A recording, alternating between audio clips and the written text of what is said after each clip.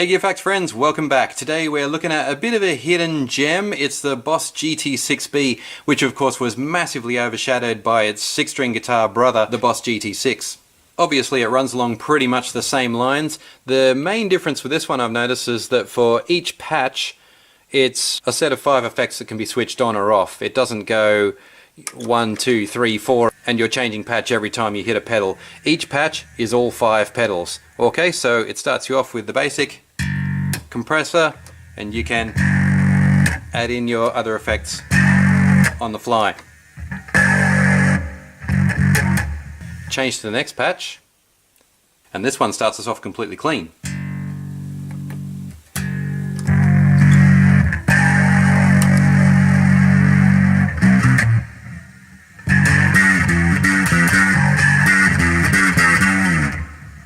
Okay, so that's how the patch changing system works. So let's have a listen to some presets.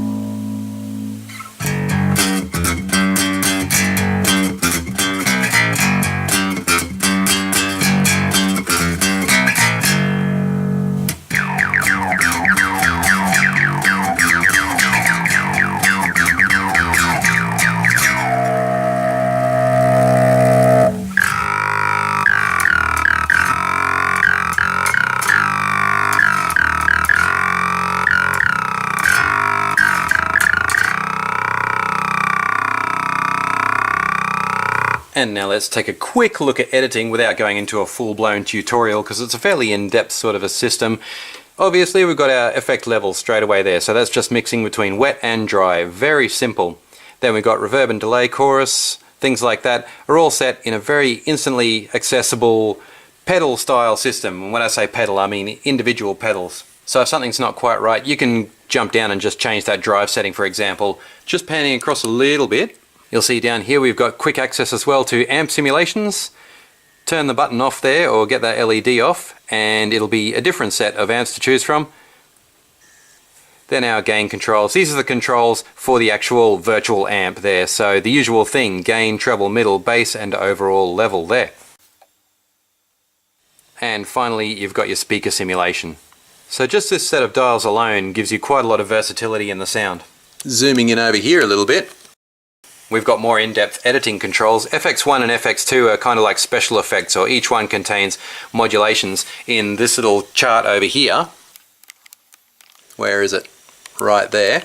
So there's our FX1 effects and our FX2 button effects. So all of those can be mixed in with your patch and you can set it up so that these two foot switches up here will add FX1 and FX2 manually. Moving back over to these central switches here. You'll see we can press this to assign our dynamic pedal to anything. This button here says name, noise suppressor and master control, but if you keep pressing through it actually gives you quite a lot more options, such as changing the effect chain. If you want your compressor to come after the overdrive, for example, you can make that change as well. Or you can go really radical and put your delay right at the beginning of the chain if you wanted to. I don't know why you'd want to do that, but if you're experimenting with sound, it's a very useful tool. And when you're in any of these functions, pressing left and right on the parameter page will take you through, obviously, each of the parameters that you can change in whatever you're controlling. As soon as you adjust something, you're in the edit mode, so there's no actual edit button, there's only an exit button for when you're finished. EasyTone is a tool that's designed to get you through to the sound that you want pretty quickly. It basically gives you a menu of sounds that you can just flick through really quickly using the dial, and when you get close to what you want, the theory is you've then got a good platform to start your finer editing.